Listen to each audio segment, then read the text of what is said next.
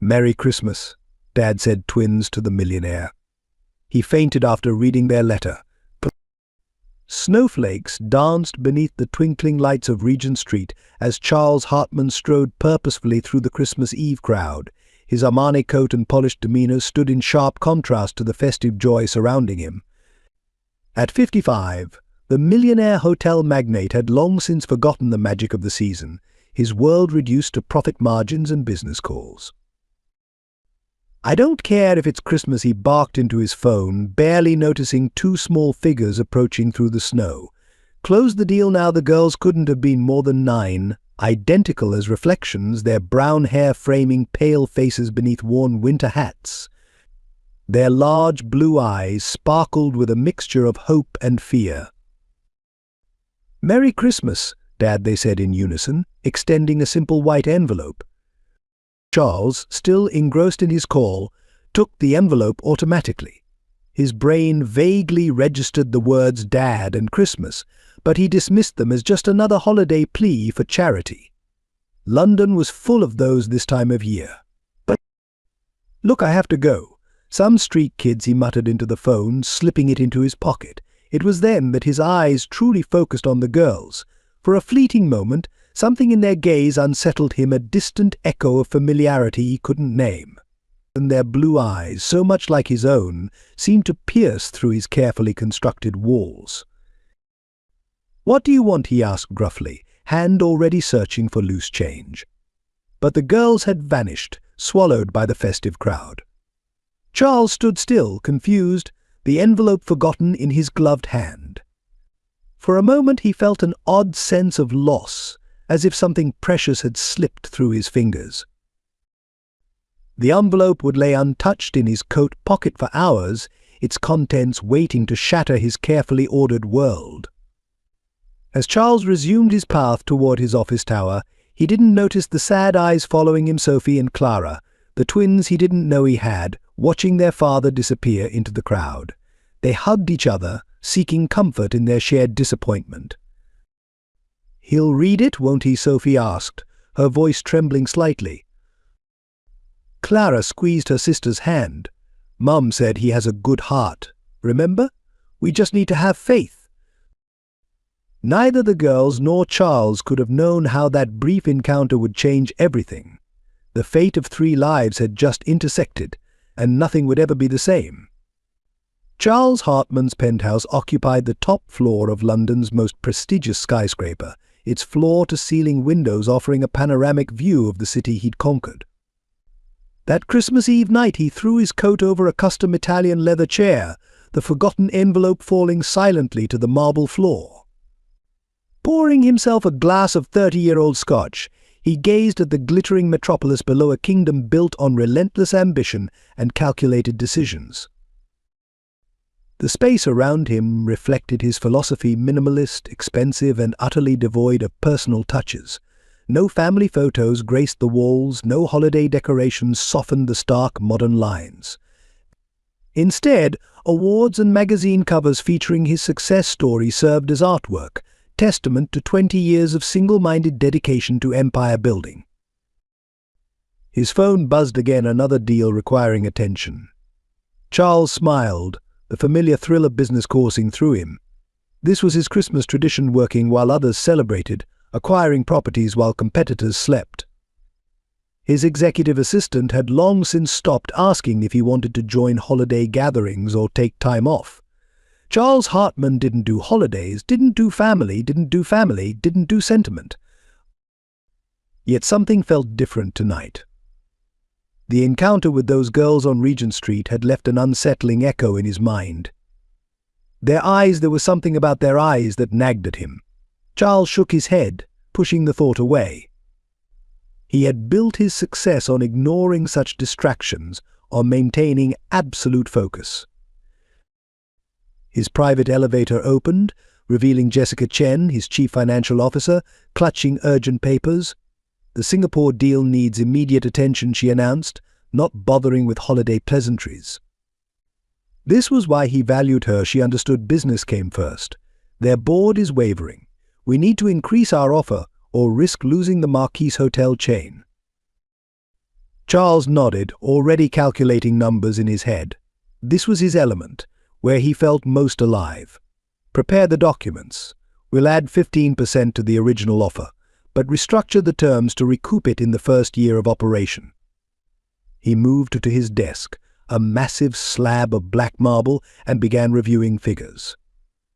Hours passed as Charles and Jessica worked, the city's Christmas lights twinkling far below.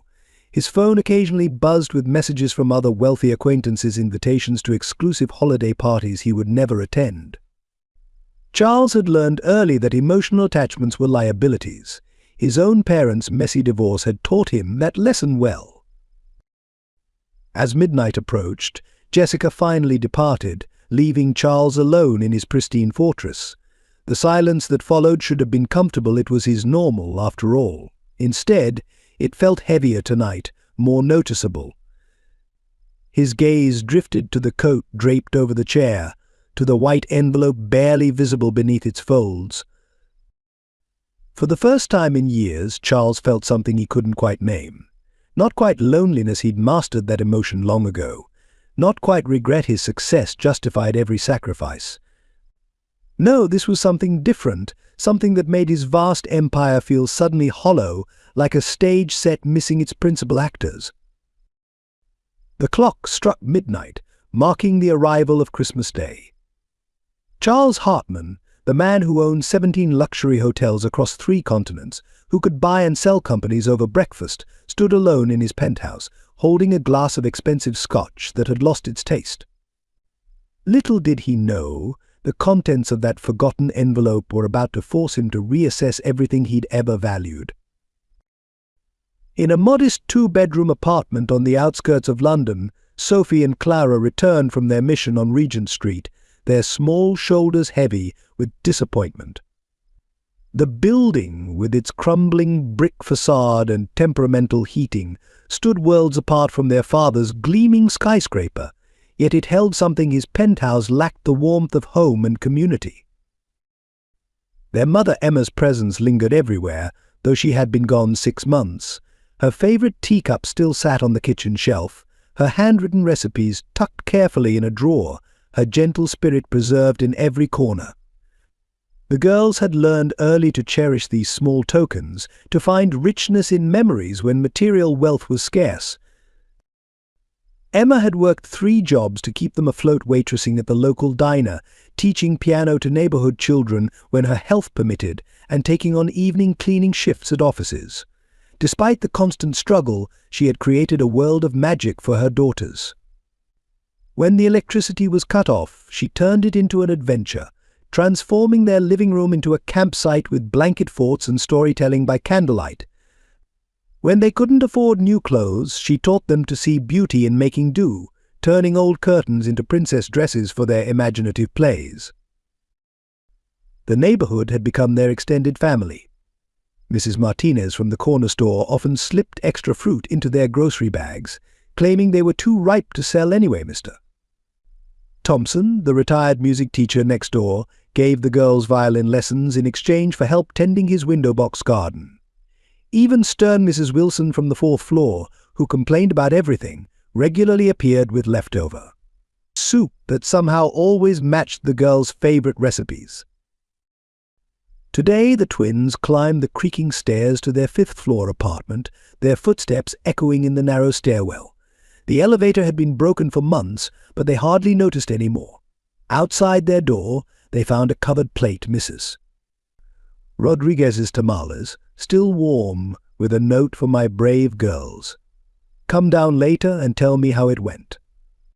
Inside, they moved through their evening routine with practiced efficiency. Sophie, the more practical of the two, checked their mother's old calendar where she'd marked important dates. Clara tended to the small collection of plants on the windowsill, Emma's Garden of Hope she'd called it. Each plant had been named after a dream college fund our house summer holiday. The apartment was small but filled with evidence of their mother's creative touch. Walls showcased the girls' artwork in handmade frames crafted from salvaged wood. Mismatched furniture told stories of weekend treasure hunts at charity shops. Their homework space was a rescued table Emma had lovingly restored, its surface bearing marks of countless study sessions, art projects, and shared meals. In their shared bedroom, two narrow beds flanked a window offering a view of the city lights. Emma had painted the ceiling with glow-in-the-dark stars, arranging them into constellations that matched their birth month. Even when times are dark, she'd told them, there are always stars to guide you home. As they prepared for bed, Clara pulled out their mother's old journal, their nightly ritual since her passing. Sophie sat close, their matching blue eyes so like their father's fixed on the familiar handwriting. "Your father has a good heart," Emma had written. "Life made him forget it for a while, but hearts can remember how to love. They just need a little patience and faith."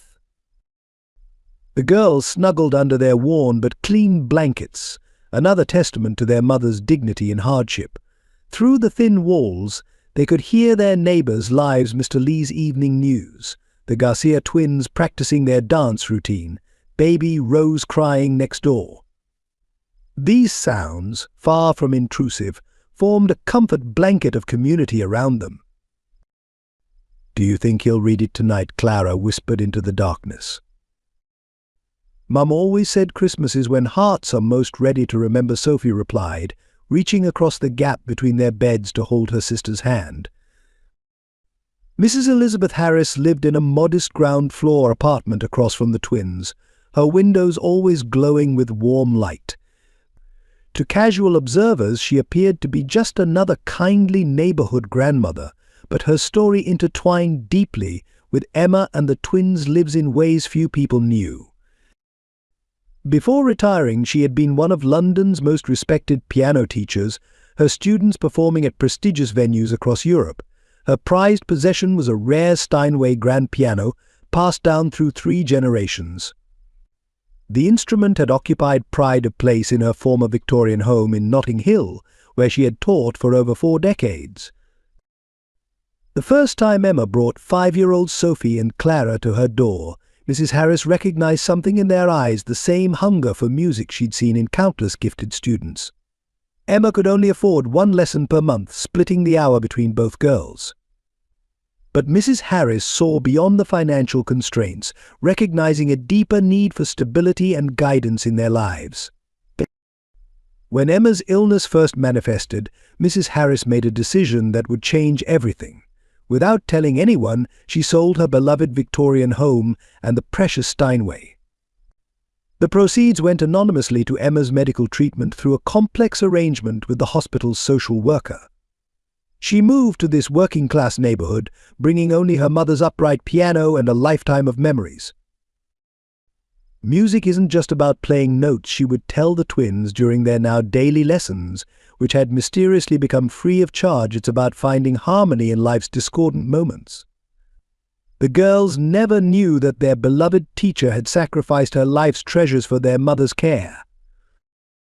Mrs. Harris kept meticulous records of Emma's journey, medical reports, photographs, and most importantly, the letters Emma wrote to Charles but never sent.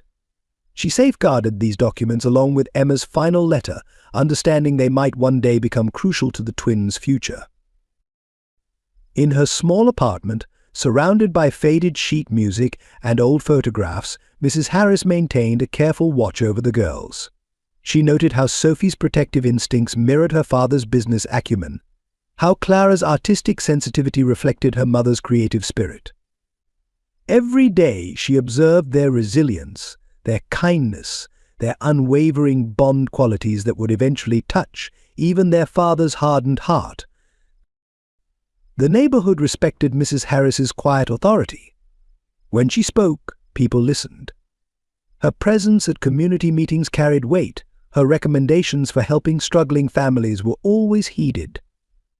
Few knew that she regularly used her remaining savings to help neighbors with urgent bills or emergency expenses, including Emma's rent during her final months. Tonight, watching from her window as the twins returned from their encounter with Charles, Mrs. Harris felt the weight of her responsibility. Emma had entrusted her with not just the girls' safety, but with the delicate task of bridging 2 worlds. She had promised Emma to help Charles remember his capacity for love while protecting the twins from potential disappointment. The worn leather portfolio on her desk contained evidence of Charles's past attempts to find meaning: newspaper clippings of his charitable donations, reports of anonymous gifts to children's hospitals, traces of humanity beneath his corporate facade. But Emma had collected these, believing they proved her faith in him wasn't misplaced. Mrs. Harris made her evening tea, adding honey the way Emma used to like it. She thought about the grand piano she'd sold, its polished surface now gracing someone else's home. The sacrifice felt small compared to the love she'd received in return, the privilege of being part of this extraordinary family's journey. As night fell, she played Emma's favorite nocturne on her mother's upright piano, its gentle notes floating through the building. In their apartment above, Sophie and Clara would recognize the melody, their musical goodnight kiss. Mrs. Harris played softly, her fingers finding the familiar keys, knowing that sometimes the most powerful transformations begin with the simplest acts of love. Near midnight, Charles finally noticed the white envelope that had fallen from his coat. He bent to retrieve it, his fingers tracing the delicate snowflake drawn in the corner. Something about that childish illustration gave him pause, breaking through his usual businesslike efficiency. With uncharacteristic hesitation, he opened the envelope and unfolded a carefully written letter. "Dear Charles," it began in elegant handwriting, "if you're reading this, it means our daughters found the courage to give you this letter. Yes, you read that right, our daughters." The glass of scotch slipped from his hand, shattering on the marble floor. Charles sank into his chair, his perfectly ordered world tilting on its axis. "My name is Emma Dawson. We met 10 years ago at the opening gala of your 10th hotel. I was a waitress, you were the most powerful man in the room. Our eyes met, and for one night we forgot who we were. I never expected anything from that night. Charles, it was a moment of magic amidst our very different lives." The memory rushed back with startling clarity, her shy smile, the way she laughed at his attempts at humor, their shared bottle of champagne in the hotel garden. He'd thought about her in the weeks that followed, had even considered trying to find her, but the demands of his expanding empire had pushed those thoughts aside. 2 weeks later, I discovered I was pregnant with twins. I didn't come to you then. I knew a man in your position didn't need complications.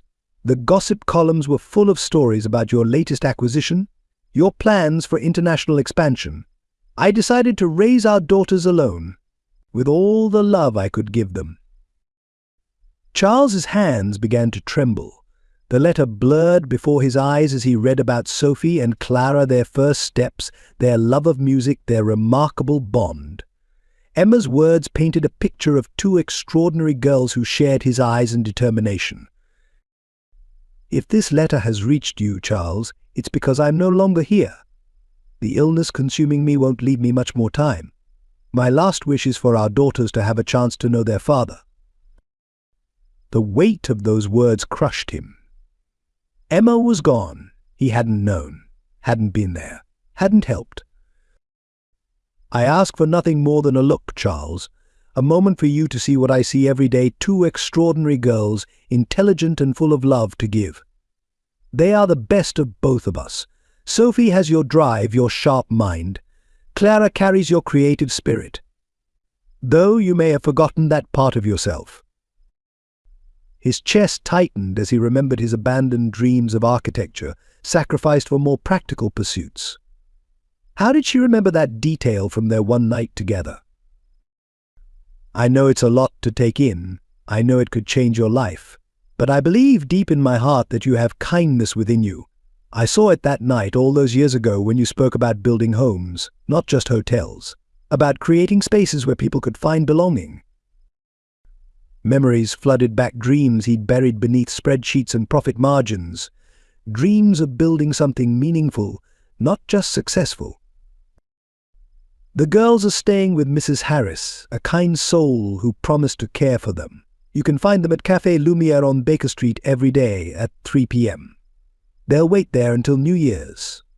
The rest, Charles, is in your hands." He reached the final lines, his vision clouded with unexpected tears. "Whatever your decision, know that I hold no resentment. That one night gave me the greatest gift I've ever received. Our daughters carry the best of both our worlds, your strength and my hope. Take care of them, Charles, if you choose to know them.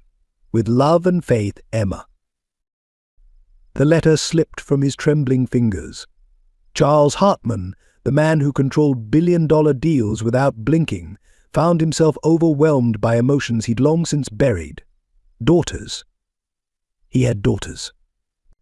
2 9-year-old girls who had his eyes and Emma's courage. He staggered to the window, pressing his forehead against the cold glass. Below, London sparkled with Christmas lights, families celebrating together while he stood alone in his tower of success. The empire he'd built suddenly felt meaningless compared to what he'd missed: 10 years of birthdays, first days of school, bedtime stories. "Emma," he whispered to the night sky, "forgive me." The sound of his own voice breaking the silence startled him. For the first time in decades, Charles Hartman, the ruthless hotel magnate, fell to his knees and wept. As dawn broke over London on Christmas morning, Charles Hartman initiated the most important search of his life. His executive boardroom, normally reserved for multi-million-dollar negotiations, transformed into a command center. The man who had built an empire through calculated decisions now moved with desperate urgency.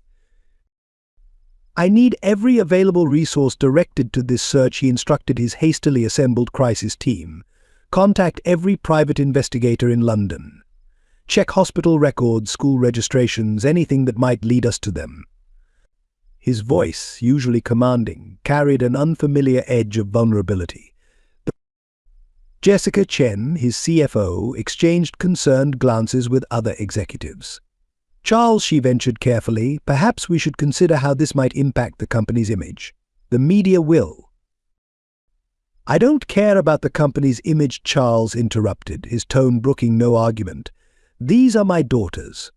Nothing else matters now." The words felt foreign yet right on his tongue. Daughters. His children. His responsibility. The search extended beyond official channels. Charles personally visited Café Lumière, arriving hours before the appointed time. The small establishment, with its worn leather seats and faded photographs, stood as a testament to a world he had forgotten existed.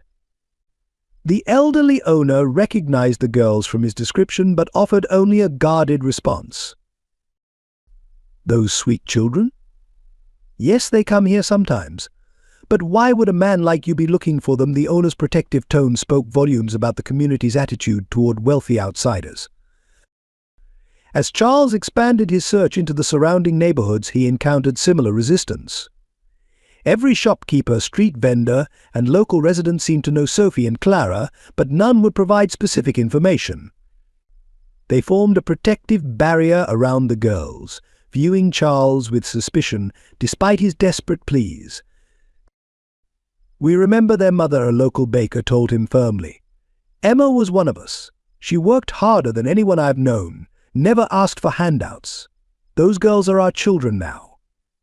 We won't let anyone hurt them, no matter how rich they are." The community's loyalty to Emma's memory both touched and frustrated Charles. He began to understand the depth of what he had missed, not just his daughters' lives, but the richness of human connection that existed in these modest streets.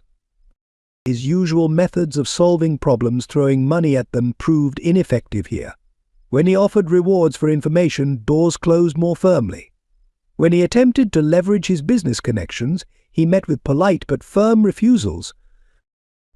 "Mr. Hartman, Mrs. Martinez from the corner store said gently, "Those girls have known love their whole lives. Not the kind that comes with fancy presents or big houses, but the real kind. The kind that shares its last loaf of bread, that sits up all night when someone's sick, that remembers birthdays even when times are hard. What can you offer them that's better than that?" Her words struck deep, forcing Charles to confront uncomfortable truths about his own definitions of success and value. The empire he'd built suddenly seemed hollow compared to the wealth of community he witnessed in these struggling neighborhoods. As Christmas Day drew to a close, Charles found himself standing in the gathering darkness outside Café Lumière. The appointment time had come and gone. The girls hadn't appeared. Perhaps they were testing him, watching from a distance to see if he would persist, if he was worthy of the trust their mother had placed in him. Looking at his reflection in the café window, Charles hardly recognized himself. His perfectly tailored suit seemed out of place among the modest holiday decorations and handwritten signs. For the first time he saw himself as these people saw him, an outsider who had to prove he deserved a place in his daughter's lives. "I'll wait," he whispered to the empty street. "I'll wait as long as it takes." As Charles delved deeper into his search, disturbing revelations emerged. While reviewing his office correspondence from a decade ago, he discovered something that made his blood run cold. There, in his archived emails, were multiple attempts from Emma to contact him during her pregnancy. Each message had been intercepted and deleted by his former personal assistant, Robert Maxwell. The discovery came through an audit of old servers. So his current head of technology said, showing him the recovered data, "We found a pattern of deleted correspondence from Emma Dawson. They never reached your inbox. All were marked as spam and eliminated by Mr. Maxwell's authorization." Charles sat at his desk, reading email after email. Emma's words, filled with dignity and hope, had never reached him. "I'm not asking for anything," she had written, "but I believe you have the right to know about your children." Another message included a sonogram image of the twins. All of these moments, these opportunities to be part of his daughter's lives, had been deliberately hidden from him. The betrayal cut deep. Robert Maxwell had been more than an employee. He had been Charles's most trusted confidant for 15 years.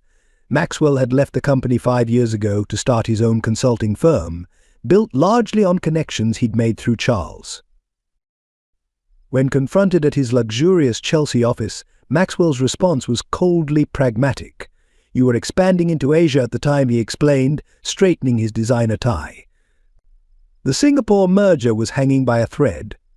A scandal involving an illegitimate pregnancy would have destroyed everything we'd worked for. "I made an executive decision to protect your interests." "They were my children," Charles said, his voice dangerously quiet. "You had no right." "I had every right," Maxwell countered. "I was paid to protect your empire. Personal entanglements would have only complicated things. Look at your success now. Would you have achieved all this if you'd been distracted by family obligations?" The word success now tasted like ashes in Charles's mouth. His empire had been built on a foundation of lost birthdays, missed first steps, and a dying mother struggling alone to raise their children. But Maxwell wasn't the only obstacle Charles uncovered. Through discreet inquiries, he learned about Emma's sister, Isabel Dawson. During Emma's illness, Isabel had appeared, offering to help with the twins. Her true motives emerged when she attempted to gain control of Emma's modest life insurance policy, meant for the girls' education. Mrs. Harris had intervened then, protecting the twins from their aunt's manipulations. Isabel had retreated but not disappeared. Now, with Charles's involvement making headlines, she had resurfaced, claiming a sudden interest in her niece's welfare. She tried to sell Emma's story to the tabloids, Mrs. Harris revealed during one of their meetings. When that didn't work, she threatened to contest any custody arrangements. She seems to think the girls are her ticket to a comfortable life now. The layers of betrayal and manipulation surrounding his daughters filled Charles with a cold fury. The business world he understood: hostile takeovers, corporate espionage, ruthless negotiations. But this was different.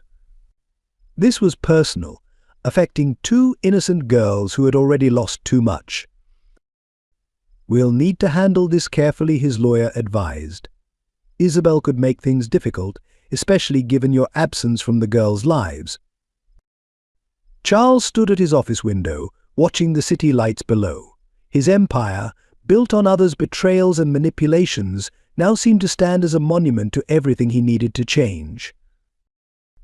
No more games, he declared. No more hiding behind lawyers and corporate protocols. I'm going to fight for my daughters, not as Charles Hartman, the CEO, but as their father.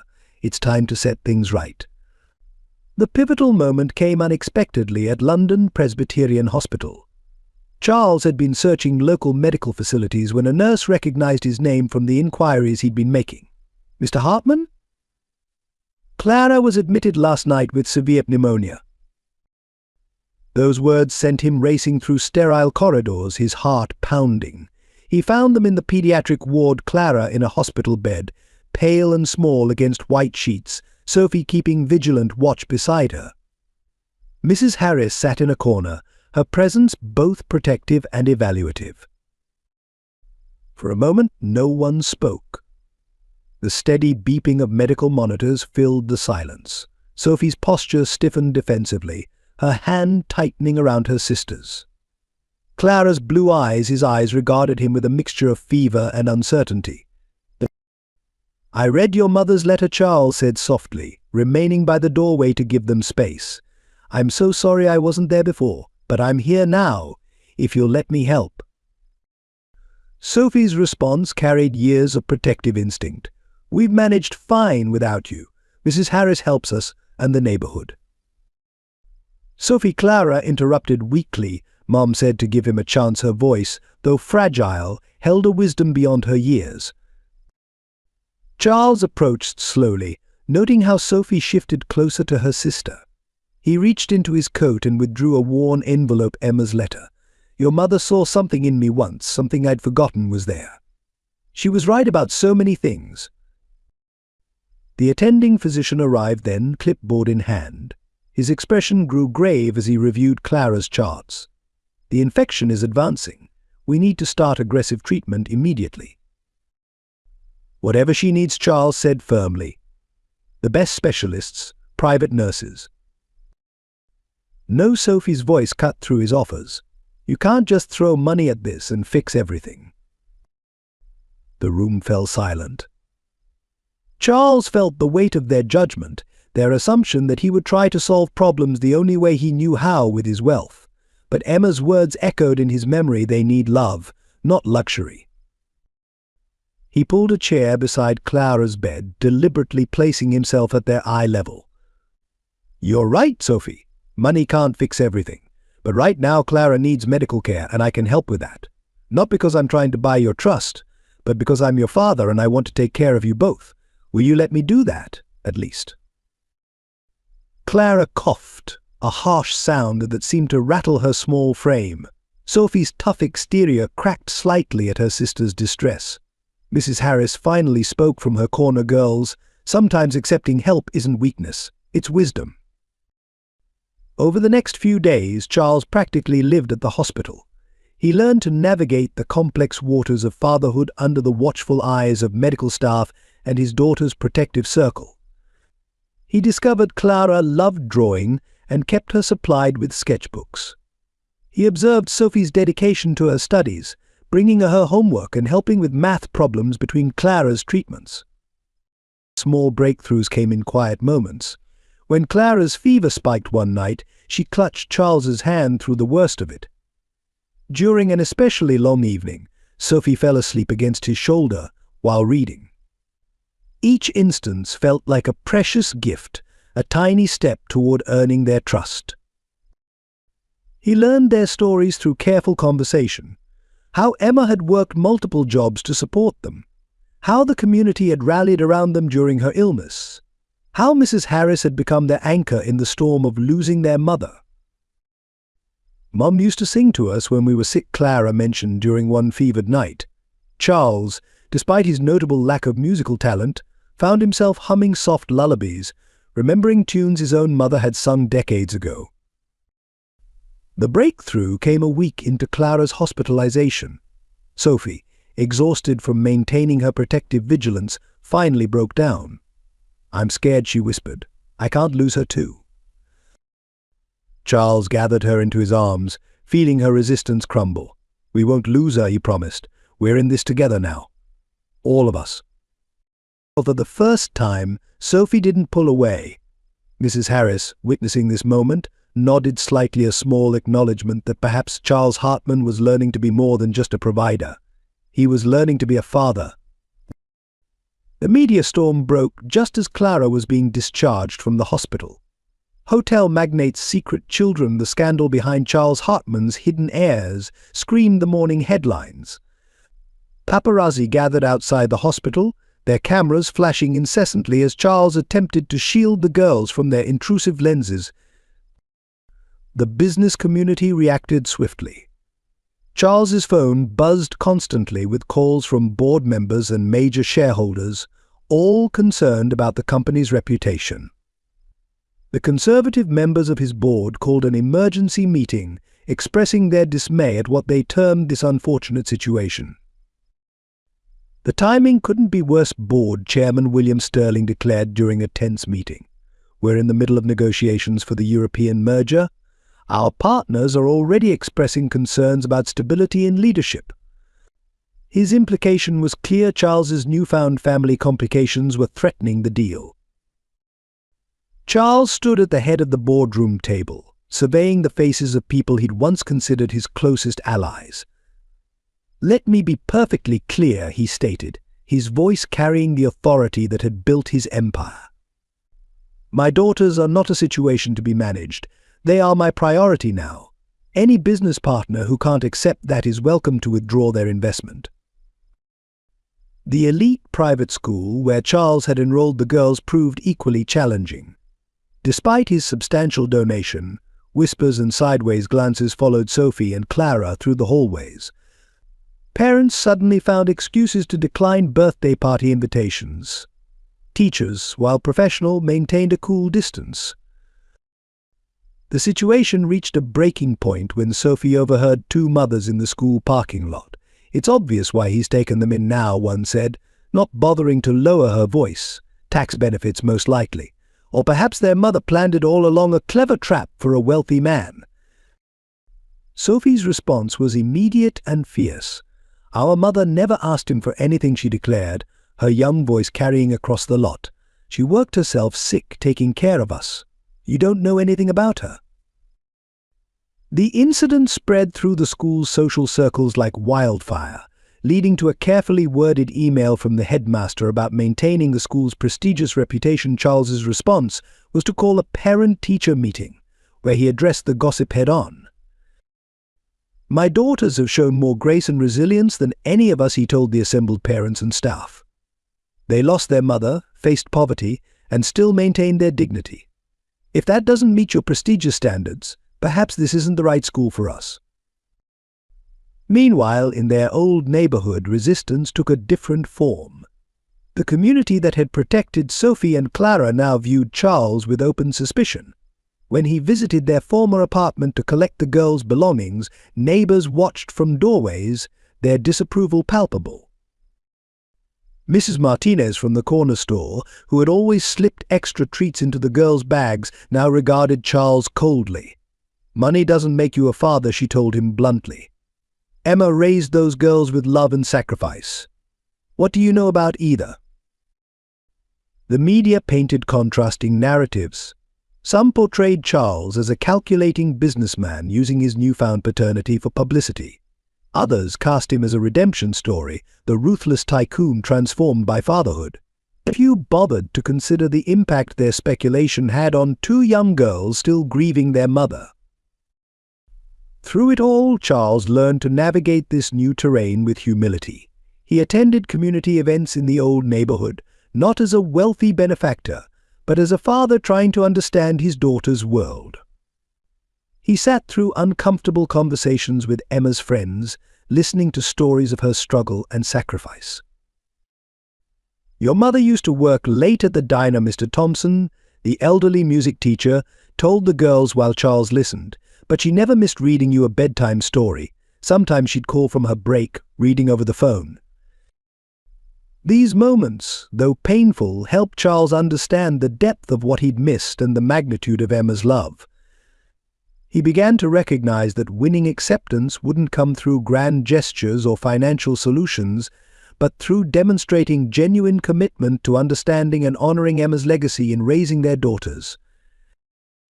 One evening, after another challenging day of navigating social politics and media scrutiny, Clara asked a question that put everything in perspective. "Dad, why do they make it so hard for us to just be a family?" The simple wisdom in her question struck Charles deeply. In all the complexity of mergers and acquisitions, he'd never faced a challenge quite like this, the simple yet profound task of becoming a family despite the world's judgment. In the quiet evenings at Charles's penthouse, now transformed by children's artwork and family photographs, genuine connections began to form. The breakthrough came unexpectedly when Charles discovered Clara studying his collection of architectural books, her small fingers tracing building designs with obvious fascination. "Mum said you wanted to be an architect before," Clara mentioned softly, not looking up from the page. "She said you used to sketch buildings that would make people feel at home." Charles sat beside her, emotions tightening his throat. "Your mother remembered that?" "It was just something I mentioned that night." He picked up one of Clara's sketchbooks, noting the careful attention to detail in her drawings. "I gave up that dream for something more practical." Why? Clara's question was simple but profound. Charles found himself sharing stories he hadn't thought about in years: his father's disapproval of his artistic pursuits, the pressure to pursue business instead, the gradual hardening of his heart against creative passions. Sophie, who had been pretending not to listen while doing homework, joined them. "But you built hotels instead. Isn't that kind of like making homes for people?" "Not the way I did it," Charles admitted. "I focused on luxury and profit. I forgot about making people feel welcome." He paused, looking around his stark penthouse. "I forgot a lot of things." The conversations deepened over shared meals, a new tradition Charles insisted upon despite his limited culinary skills. One evening, after a slightly overcooked pasta dinner, Sophie revealed more about their life with Emma. "Mum would make up stories when we couldn't afford new books," she recalled, helping Clara dry dishes. "She'd create these amazing adventures about two brave sisters who could overcome anything together." Her voice carried both pride and pain. Charles listened intently, learning about Emma through their memories, her creativity in making birthdays special despite limited means, her determination to maintain their dignity through hardship, her unwavering belief in their potential. "She never let us feel poor," Clara explained, arranging her mother's saved recipes in a new album Charles had bought. "She said we were rich in all the ways that mattered." The girls began sharing more about their community, the network of neighbors who had supported them through Emma's illness. Charles found himself humbled by stories of collective care and sacrifice that no amount of money could match. One Saturday, they visited their old neighborhood together. Charles watched as his daughters navigated the familiar streets, greeting people with easy affection. Mrs. Martinez, still cool toward Charles, melted at the sight of the girls, pressing fresh bread into their hands. Mr. Thompson invited them in for an impromptu violin recital. "This is what family feels like," Sophie said quietly as they walked home. "It's not just blood or living together. It's people choosing to care about each other, even when it's hard." Charles began involving the girls in decisions about their shared life. When Clara expressed interest in art classes, he researched instructors who could nurture her talent rather than simply choosing the most expensive option. When Sophie showed aptitude for debate, he attended her competitions, learning to value her quick mind over academic prestige. The most profound moments often came in quiet exchanges. One night, finding Clara unable to sleep, Charles sat beside her bed. "I miss Mum," she whispered, clutching Emma's old sweater. "But I'm afraid that if I'm happy with you, I'm being disloyal to her." Charles felt tears prick his eyes. "Your mother wanted you to be happy," he said gently. "She loved you enough to share you with me, even after I failed you both for so long." Sophie appeared in the doorway, having overheard. "Mom used to say that love multiplies, it doesn't divide," she joined them, perching on the bed's edge. "Maybe we can keep Mom's love and add Dad's too." These conversations helped Charles understand that being a father meant more than providing material security. It meant holding space for their grief while building new traditions. It meant honoring Emma's memory while creating their own family story. One evening, after helping the girls with a school project about family heritage, Charles made a decision. He retrieved his old sketchbooks from storage, sharing them with his daughters. Together, they began designing their dream home, not a showcase of wealth, but a place where memories of Emma could live alongside their new bonds. "Mom would like this," Clara said, adding her own drawings to the plans. She always said homes should have room for love to grow. The decisive moment in Charles's relationship with his daughters arrived during Clara's birthday preparations. After discovering that Emma had always created handmade celebrations, Charles struggled with how to honor this tradition while establishing their new family dynamic. His initial instinct to arrange an extravagant party at London's most exclusive venue was met with quiet resistance from both girls. Late one evening, he discovered Sophie in the kitchen, attempting to recreate their mother's signature birthday cake from a handwritten recipe. The ingredients were scattered across the counter, and frustration marked her features. When Charles offered to have their chef prepare it instead, Sophie's composure finally broke. "You don't understand," she said, her voice trembling. "Mom made this cake every year. She'd stay up all night if she had to, even when she was sick. She said love was the secret ingredient." Sophie's hands, covered in flour, clenched into fists. "I have to do this. I promised her I'd take care of Clara." Charles observed his daughter's determination, a mirror of his own stubborn drive, but channeled toward something far more precious than business success. Without a word, he removed his expensive suit jacket, rolled up his sleeves, and picked up Emma's recipe card. "Then let's learn together," he said softly. "Tell me about how your mother made it." Throughout the night, they worked side by side. Sophie shared stories of previous birthdays, how Emma would decorate their tiny apartment with hand-drawn stars, how she'd create treasure hunts with clues leading to small but meaningful gifts. Each story revealed another layer of the extraordinary mother Emma had been. Their first attempts at the cake failed spectacularly. The kitchen, once pristine, became dusted with flour and scattered with eggshells. Yet with each mistake, the tension between father and daughter eased. Sophie began to laugh at their culinary disasters, and Charles found himself sharing stories of his own childhood cooking attempts. Near dawn, Clara discovered them, drawn by the commotion. She stood in the doorway, taking in the scene her usually immaculate father and protective sister covered in baking ingredients, surrounded by multiple cake attempts. "Mum would love this," Clara said quietly, joining them at the counter. "She always said mistakes mean you're trying something new." The statement hung in the air, carrying weight beyond the simple task of baking. Charles realized that in trying to provide a perfect celebration, he'd almost missed the opportunity for something more valuable: genuine connection.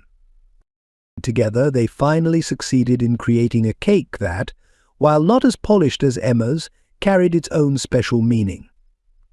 As they cleaned the kitchen, Charles made a decision that would mark a turning point in their relationship. "I'd like to do something different for your birthday," he told Clara. "Not at a fancy venue, but here at home. We'll invite your friends from the old neighborhood, Mrs. Harris, everyone who's been part of your life, and we'll make it together, the way your mother would have." Clara's eyes brightened, but Sophie remained cautious. "You'd really do that? Give up the chance to impress your business friends?" Charles knelt to meet his daughter's eyes. "I've spent years impressing the wrong people. This isn't about showing off or maintaining appearances. It's about celebrating family, our family, the way your mother taught you." The birthday celebration they created together became a symbol of their new beginning. The penthouse transformed with handmade decorations, each carrying memories of Emma's creative spirit. Mrs. Harris played the piano while neighborhood children filled the space with laughter. The imperfect but lovingly made cake took center place, its candles illuminating Clara's joyful face. During the celebration, Charles overheard Sophie telling Mrs. Harris, "It feels like Mom is here somehow. Not because everything's perfect, but because it's made with love." That evening marked more than just Clara's birthday. It represented the moment Charles truly began to understand that being a father wasn't about providing luxury or maintaining an image. It was about continuing Emma's legacy of love, creativity, and genuine connection. Following Clara's birthday celebration, Sophie experienced her own watershed moment, though under far more challenging circumstances. The catalyst came during a prestigious inter-school debate competition where Sophie was representing her new school. Charles attended, sitting quietly in the back of the auditorium, observing his daughter's commanding presence at the podium. The debate topic centered on social responsibility and wealth disparity, subjects that struck uncomfortably close to home. Sophie's opponent, a privileged student from a competing school, made dismissive comments about social welfare and people who expect handouts. The implications were clear to everyone who knew Sophie's background. Rather than faltering, Sophie delivered a passionate response that silenced the auditorium. True wealth. She articulated, her voice steady despite her obvious emotion, isn't measured by bank accounts. My mother worked 3 jobs, yet she gave me something more valuable than money. She taught me dignity, resilience, and compassion. Charles watched, his heart swelling with pride and ache, as his daughter continued. She showed me that community isn't about charity, it's about people supporting each other through difficult times. That's a lesson some people never learn, no matter how privileged their upbringing. After winning the debate, Sophie rushed from the stage, overwhelmed by memories of Emma. Charles found her in a quiet corridor, tears finally breaking through her carefully maintained composure. For the first time, she didn't pull away when he approached. "Mum should be here," she whispered, allowing Charles to embrace her. "She would have been so proud." "She is proud," Charles responded softly. "And so am I. You defended something precious today, not just your argument, but the values your mother lived by." In that moment, Sophie's protective walls began to crumble.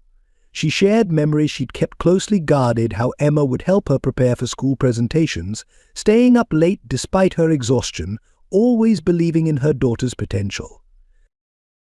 "I've been so angry," Sophie admitted. "Not just at you for not being there, but at everything. At how unfair it was that Mom had to struggle while others had so much. At how she got sick and couldn't afford proper treatment at first. At how some people look at us now like we're just some publicity story." Charles listened, realizing that his daughter's strength had come at a tremendous emotional cost. "Your anger is justified," he acknowledged. "I can't change the past, but I want you to know that your mother's values, everything she taught you, they matter more than any business success I've achieved." They sat together in that quiet corridor, father and daughter, as Sophie finally allowed herself to be vulnerable. She spoke about her fears of forgetting Emma's voice, of failing to protect Clara, of losing their connection to their old community. "We won't let that happen," Charles assured her. "Your mother built something beautiful in you and Clara. My role isn't to replace those lessons, but to help them grow." Later that evening, at home, Sophie approached Charles with Emma's old journal. "Mom wrote about you sometimes," she said, opening to a marked page. "She never lost faith that you had goodness in your heart. I think I'm starting to see what she meant." The journal entry described Charles as someone who had lost his way but retained a capacity for love that would eventually resurface. Emma's words, written during her illness, expressed hope that their daughters would one day know both their parents' best qualities. "Your mother saw people's true nature," Charles responded, his voice thick with emotion. "She saw past my wealth to the person I could be. I'm trying to become worthy of that faith." Sophie studied him thoughtfully before reaching a decision. From her school bag, she withdrew a worn photograph of Emma with the twins as toddlers. "Maybe we could put this in the living room," she suggested. "So Mom's still part of our new family too." This simple gesture represented a profound shift in their relationship. Sophie wasn't just accepting Charles as her father, she was beginning to trust him with Emma's memory, allowing their past and present to intertwine. Charles's transformation manifested most visibly during a pivotal board meeting at Hartman Hotels International. The agenda included discussing the company's new direction, but the underlying tension centered on Charles's changed priorities since discovering his daughters. Dressed in his customary bespoke suit, Charles stood before the board members who had been his closest associates for 2 decades. However, his demeanor carried a notable difference, a warmth that had replaced his formerly cold efficiency. "Gentlemen," he began, his voice steady and purposeful, "for years we've measured success through profit margins and market expansion. Today I'm proposing a fundamental shift in our corporate philosophy." He distributed folders containing his new vision for the company. The board members exchanged concerned glances as they reviewed the documents. The proposal outlined a comprehensive overhaul of company policies, including establishing a substantial fund for employee childcare, implementing flexible working hours for parents, and creating a foundation to support single-parent families.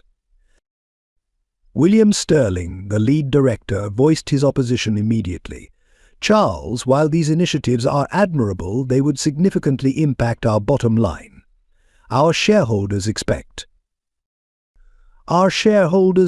responsible leadership," Charles interrupted, his tone firm but measured. "I've learned recently that true value isn't always reflected in quarterly reports. Emma Dawson taught our daughters that principle through example." The mention of Emma's name in the boardroom, a space previously reserved for cold business calculations, marked a profound shift. Charles proceeded to share the story of how she had raised their daughters while working multiple jobs, maintaining dignity despite hardship. "We employ thousands of people," he continued. "How many of them face similar struggles? How many sacrifice family time for our profit margins? We have an opportunity to do better, to be better."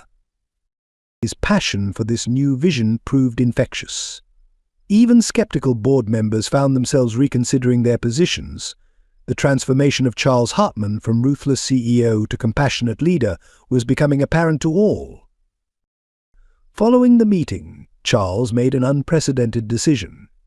He converted the penthouse's unused guest wing into a daycare center for employees' children. The space that had once showcased his wealth now echoed with children's laughter. His personal transformation extended beyond corporate policies. Charles began leaving the office early to attend Clara's art classes and Sophie's debate competitions. He learned to cook simple meals, helped with homework, and most importantly, listened to his daughters' stories about their life with Emma. One evening, as they shared a home-cooked meal slightly overcooked but prepared with love, Clara asked a question that demonstrated how far they'd come. "Dad, are you happier now? You smile more than when we first met you." Charles considered the question carefully. "I thought I was happy before, building my empire, but I was just busy. Real happiness is this sharing meals, hearing about your day, being part of a family." The transformation wasn't without its challenges. Some business associates distanced themselves, uncomfortable with his new approach.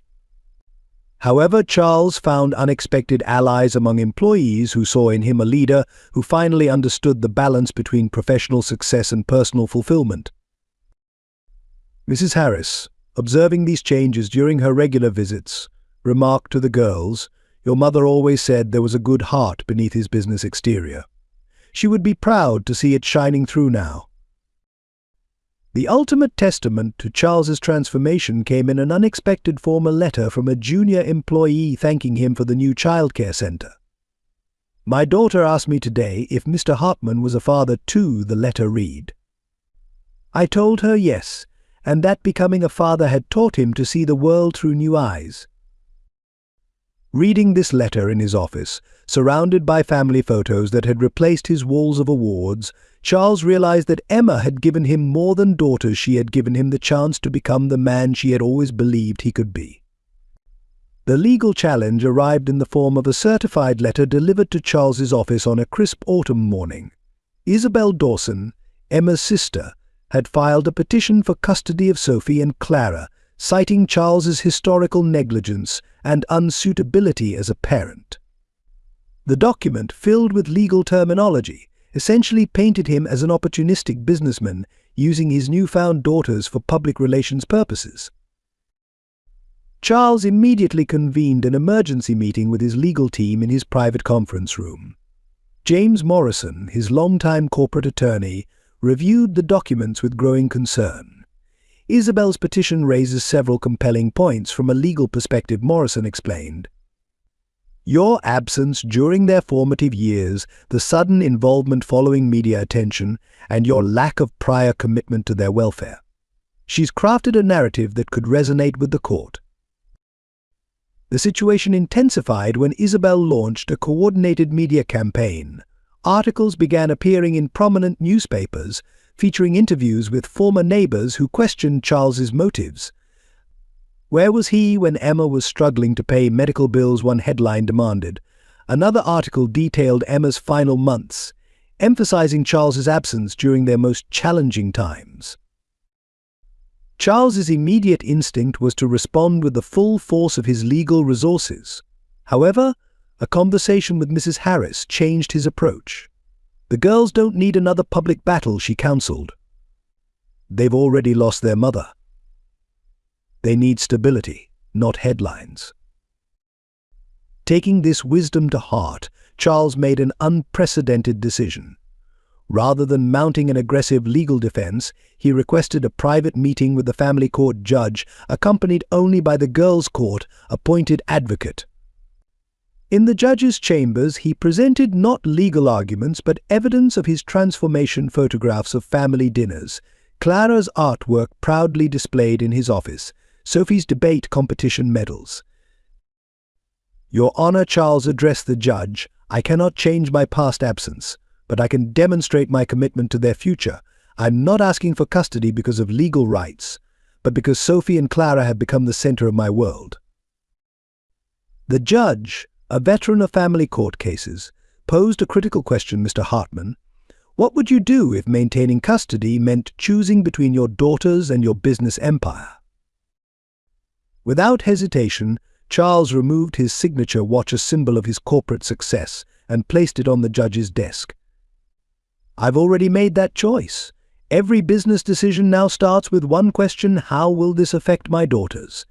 They're not an addition to my life, they've become its foundation.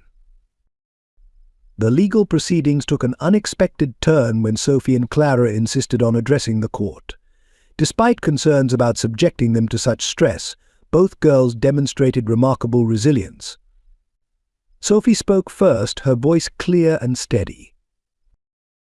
Before you decide our future, she addressed the court, you should know that our mother never spoke ill of our father. She believed in second chances.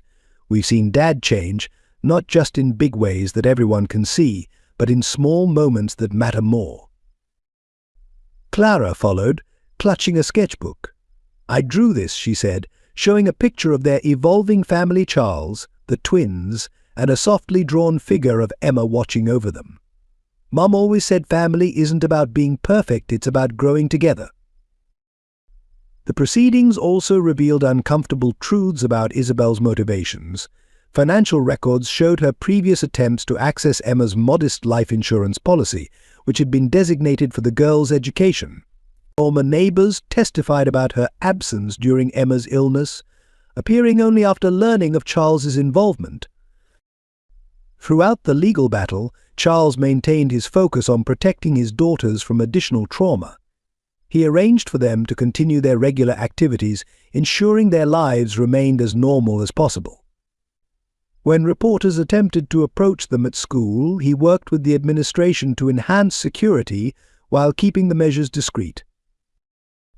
The most powerful testimony came from Mrs. Harris, who presented Emma's personal journals to the court. The entries revealed Emma's unwavering belief in Charles's capacity for love, even during her darkest days. She saw the father he could become, Mrs. Harris testified, and her faith in that possibility should guide our decisions today. As the custody battle intensified, its toll on the family became increasingly apparent.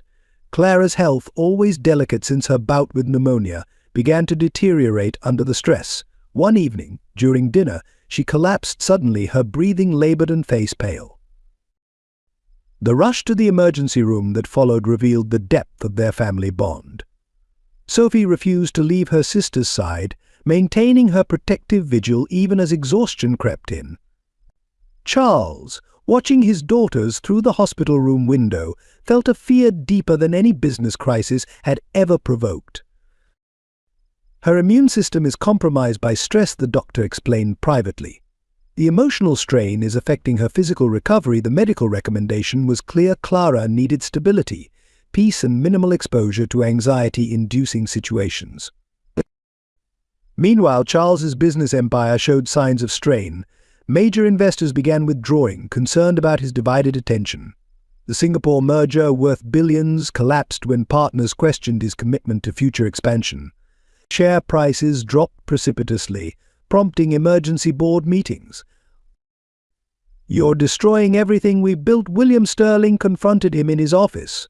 "The company needs your full attention. Hire a nanny, send them to boarding school, do whatever it takes to resolve this situation." Charles's response surprised even himself. 20 years ago, I would have agreed with you," he said quietly. "But I've learned that some things, once broken, can't be fixed with money or business strategies. I won't risk breaking my daughter's trust again." The pressure mounted from all sides. Isabel's lawyers submitted motions requesting psychological evaluations of the girls. The media scrutiny intensified, with photographers camping outside their home. Sophie's grades began to slip, her usual confidence in school debates replaced by uncharacteristic silence. One night, Charles found Sophie sitting alone in the dark, staring at an old photograph of Emma. Sometimes she confessed, her voice barely a whisper, "I feel like I'm failing Mom. She always said to keep our family together, but Clara's sick again, and everything's falling apart." The moment marked a turning point. Charles realized that while fighting the legal battle, he'd overlooked the emotional war his daughters were waging. That night, he made 3 crucial decisions. First, he stepped down as CEO of Hartman Hotels, maintaining ownership but appointing a trusted executive to manage daily operations. The business world was shocked, but Charles felt only relief. Second, he moved the family to a smaller, more private residence away from the media spotlight. The new home, while still comfortable, focused on creating spaces for healing and togetherness rather than showcasing wealth. Third, and most importantly, he began regular family therapy sessions with a counselor who specialized in grief and trauma. In these sessions, they learned to talk about Emma, to honor her memory while building their new reality. The changes weren't easy. The business media portrayed Charles's decisions as a spectacular fall from grace. Former colleagues distanced themselves, treating his choices as evidence of a breakdown rather than breakthrough. But within their smaller, more intimate world, healing began. Clara's health gradually stabilized in the calmer environment. Sophie slowly rediscovered her voice, now speaking with a wisdom beyond her years about family and priorities. During one therapy session, Clara shared a dream she'd had about Emma. "Mom was smiling," she said. "She told me it's okay to be happy with Dad, that love grows bigger when you share it." The therapist helped them understand that they weren't betraying Emma's memory by building a new family dynamic. Instead, they were fulfilling her deepest wish that her daughters would be loved and protected. Charles learned to measure success differently. Business reports were replaced by Clara's improving medical charts. Profit margins became less important than the sound of his daughter's laughter. The empire he'd spent decades building might be shrinking, but his world had never felt richer. One evening, as they sat together working on a puzzle, an activity their therapist had recommended, Sophie looked at Charles with new understanding. "Mom used to say that sometimes you have to let things fall apart to build them back stronger," she said. "I think I finally understand what she meant." The custody battle created a stark divide within the community. The elite social circles Charles had once navigated with ease now viewed him with a mixture of pity and disdain. At charity galas and social functions, conversations would stop when he entered rooms, replaced by meaningful glances and whispered comments. Meanwhile, in the girls' former neighborhood, opinions were equally divided. Some residents, remembering Emma's struggles, remained fiercely protective of the twins and suspicious of Charles's intentions. Others, having witnessed his transformation, began to advocate for him. Mrs. Martinez from the corner store became an unexpected ally after observing Charles one rainy afternoon. He had come to the neighborhood not in his usual business attire, but in casual clothes, helping to repair the leaky roof of their old apartment building. Emma would approve, she declared to the gathering of curious neighbors. She always said actions speak louder than words. The division reached its peak during a community meeting called to discuss the neighborhood's potential testimony in the custody case. The local church hall was packed, with both supporters and skeptics ready to voice their opinions. Mr. Thompson, the elderly music teacher, stood first. "I've been teaching in this neighborhood for 40 years, he began. "I've seen plenty of wealthy people make promises they never keep. But Charles Hartman is different. He's not trying to buy our approval, he's earning it." However, others remained unconvinced. Where was his dedication when Emma was working herself to exhaustion, demanded Mrs. Rodriguez, whose tamales had once been a comfort to the girls. Now that it's convenient, he wants to play father. Mrs. Harris, who had remained quietly observant throughout the meeting, finally rose to speak. Her presence commanded immediate respect. Everyone knew of her sacrifices for Emma and the twins. "I was there," she said softly, but her voice carried to every corner of the hall. "I was there when Emma wrote those letters she never sent. I was there when she told the girls stories about their father, never with bitterness, only hope. And I'm here now watching Charles become the man Emma always believed he could be." She withdrew Emma's journal from her bag, opening to a marked page. "Emma wrote this shortly before she passed. If Charles ever finds his way to our girls, I hope our community will help him understand what family truly means. Not the kind built on wealth or status, but the kind we've created here, built on love, sacrifice, and faith in each other." The words hung in the air, causing many to reconsider their positions. Even Mrs. Rodriguez dabbed at her eyes with her apron. Mrs. Harris continued, addressing both sides of the divided community. "We honored Emma's memory by protecting her daughters. Now we can honor it by helping this family heal. Charles isn't trying to erase their past or buy their future, he's learning to be part of their story." The meeting marked a turning point. While not everyone was fully convinced, the community began to shift from opposition to cautious support. They watched as Charles continued to participate in neighborhood events, not as a wealthy outsider, but as a father learning from his daughter's world. The local diner where Emma had worked became a Sunday tradition for the family. Charles insisted on sitting at the same counter where she had spent so many hours, listening to stories from her former co-workers. Each tale helped him understand the extraordinary woman who had raised their daughters. Even Isabel's supporters in the community began to waver as they witnessed Charles's genuine efforts. When Clara had a health setback, neighbors organized a meal train without being asked. When Sophie needed help preparing for a crucial debate competition, retired teachers volunteered their time. The transformation of community sentiment culminated during a neighborhood festival. Charles had quietly funded repairs to the community center but insisted on working alongside local residents in the renovation. As he and the girls painted walls together, someone started playing Emma's favorite song on an old piano. The music drew everyone to the main hall, where Mrs. Harris sat at the keys, playing the tune Emma had often hummed during her shifts. Sophie and Clara, paint splattered but smiling, leaned against their father as they listened. "This," Mrs. Harris announced, pausing in her playing, "is what Emma wanted, not perfection, but harmony. Not separation, but unity. And most importantly, love that grows beyond boundaries of wealth or status." The discovery came unexpectedly during the courthouse renovation. In preparing to relocate old records, a clerk found a file that would change everything.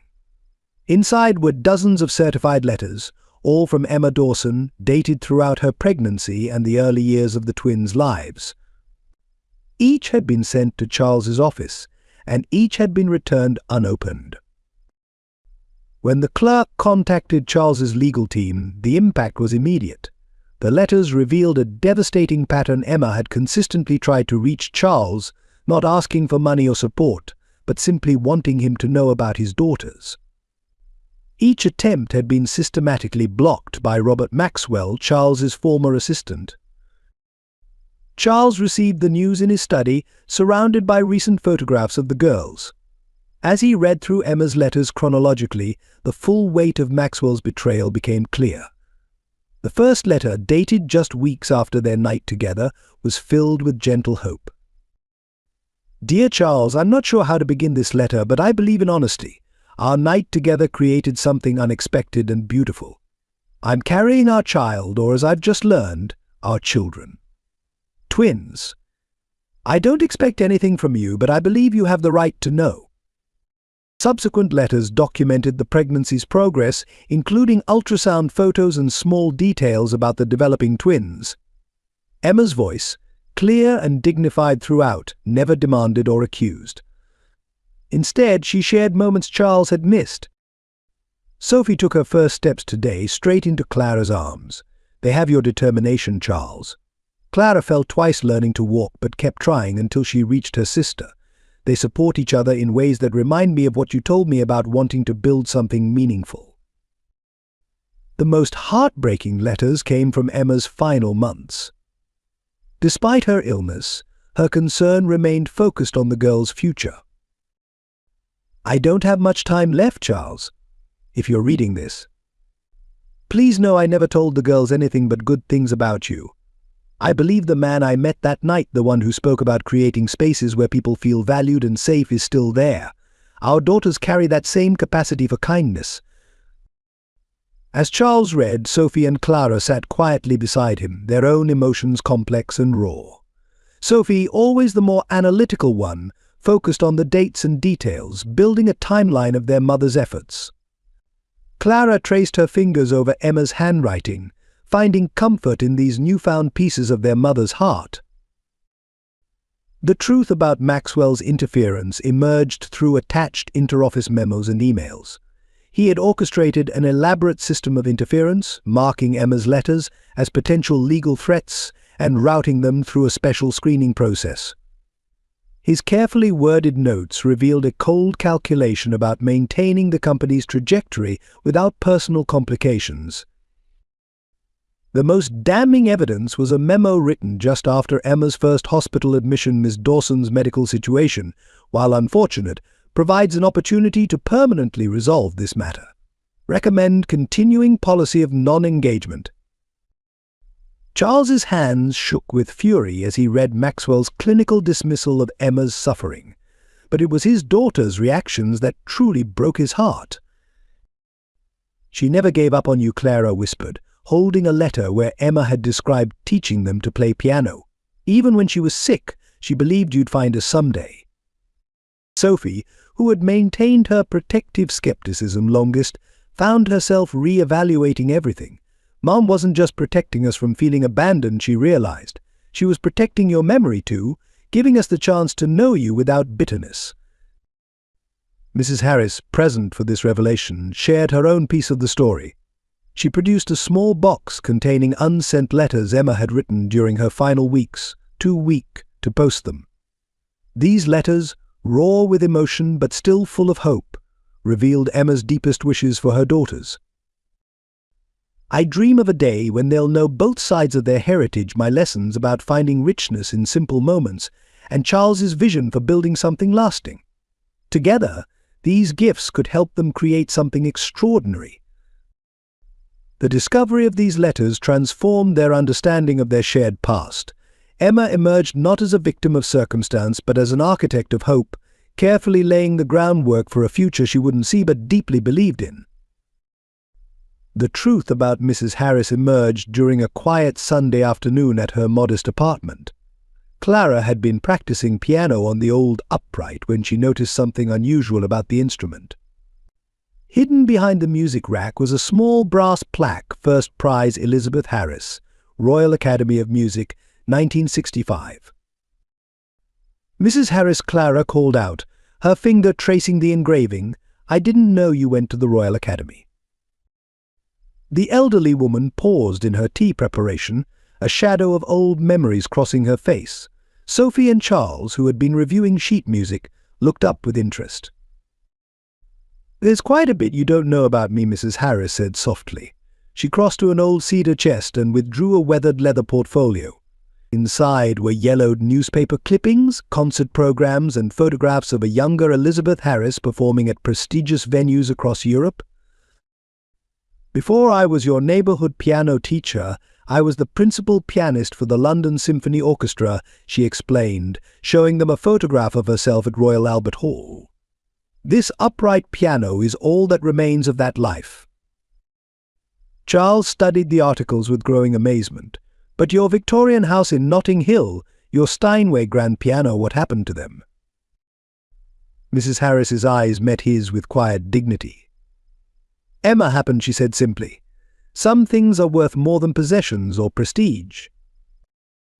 She revealed how she had first met Emma at a coffee shop, where the young mother worked between jobs.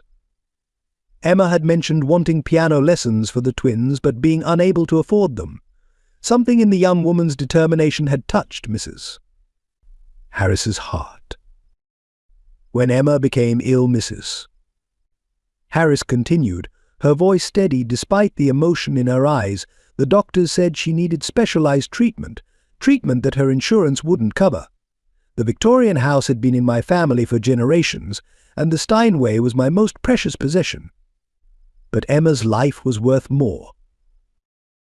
Sophie gasped as understanding dawned. "You sold them? For Mum's treatment?" Mrs. Harris nodded. "Through a series of anonymous arrangements. I couldn't let Emma know she would never have accepted such help. Her dignity was as precious to her as her daughter's." She showed them more photographs, Emma teaching the twins to bake in her tiny kitchen, the three of them tending the window box garden, impromptu concerts in the living room. "Emma gave me something far more valuable than any possession," Mrs. Harris explained. "She showed me what real music sounds like, the harmony of love, sacrifice, and grace." Charles sat heavily on the piano bench, overwhelmed by this revelation. While he had been pursuing wealth and status, this renowned musician had quietly sacrificed everything to help the mother of his children. "But why?" he asked. "Why give up so much for someone you barely knew?"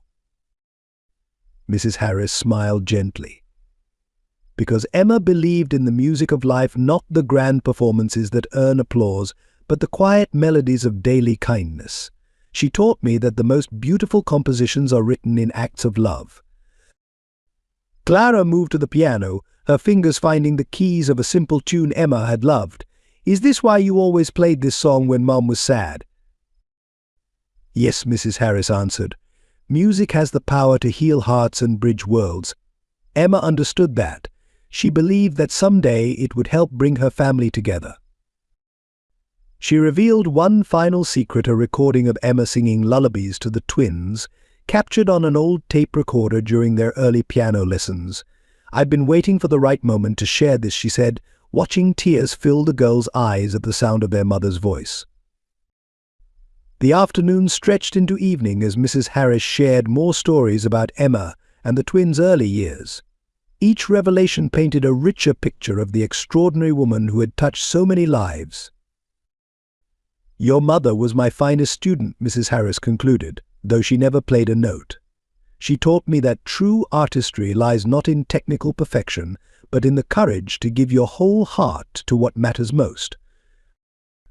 As they prepared to leave, Charles noticed Clara lingering by the upright piano, her hand resting on its worn wood.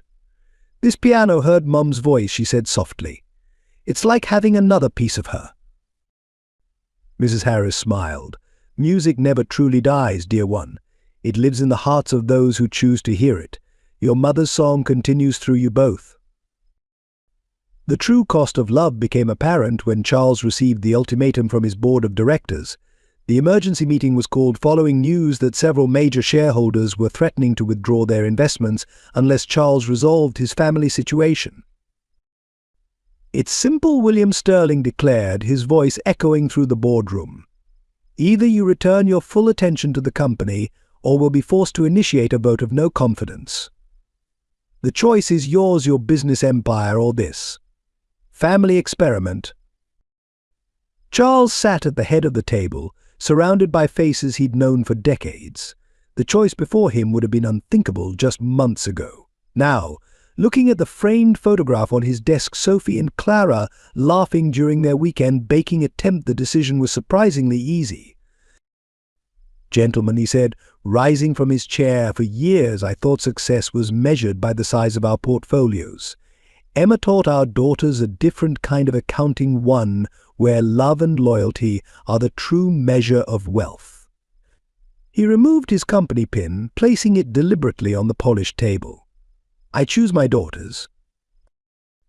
The aftermath was immediate and severe. Share prices plummeted as news of his decision spread through financial circles. The empire he'd spent decades building began to fracture as investors scrambled to protect their interests. The financial press, once laudatory, now painted him as a cautionary tale of personal indulgence destroying business acumen. Yet amidst this corporate chaos, something remarkable was happening in their community. When word spread about Charles's choice, the neighborhood that had once viewed him with suspicion rallied around the family. Mrs. Martinez kept the corner store open late when Clara needed art supplies for a school project. Mr. Thompson offered his garage as storage when they needed to downsize to a smaller home. The most touching gesture came from the diner where Emma had worked. The staff pooled their tips to create a memory book, filled with stories and photographs of Emma's time there. She never let hardship steal her smile, the dedication read. "Now we understand where your daughters get their strength." The girls' reaction to these changes revealed how much they'd grown. Sophie, finding Charles going through financial papers late one night, sat beside him with unexpected wisdom. "Mom always said real wealth isn't in bank accounts," she said. "It's in having people who stand by you when things get hard." Clara expressed her understanding through art, creating a series of drawings depicting their journey. The final piece showed their family surrounded by the community, with Emma's spirit watching over them. "See, Dad," she explained, pointing to the details, "we're not losing things, we're gaining what matters most." Mrs. Harris, witnessing this transformation, shared her own perspective during one of their regular dinners. "When I sold my Steinway," she reflected, "people said I was throwing away my life's work. But what I gained, the privilege of being part of your family's story that's worth more than any concert hall performance." The community's support manifested in practical ways too. When the private school became untenable, the local public school welcomed the girls with open arms. Teachers who remembered Emma volunteered extra time to help the twins adjust. Parents who had once been suspicious of Charles now included him in school committees and neighborhood councils. Charles found himself learning new definitions of success. The thrill of closing million-dollar deals was replaced by the joy of helping Clara master a difficult art technique or watching Sophie excel in her new school's debate team. His designer suits gave way to comfortable clothes better suited for family dinners and homework sessions. One evening, as they sat in their cozy new home, smaller but filled with more love than his penthouse ever contained, Clara asked a question that crystallized everything. "Dad, do you ever miss your old life?" Charles looked around at their living room, where his daughter's artwork hung alongside Emma's photographs, where Mrs. Harris's piano music sheets shared space with Sophie's debate trophies. "No," he answered truthfully. "I don't miss it at all. What I have now, what we have, this is real wealth." The price of love had been high, measured in billions of dollars of lost business value, but its rewards, calculated in smiles, hugs, and the quiet strength of family bonds, proved immeasurable.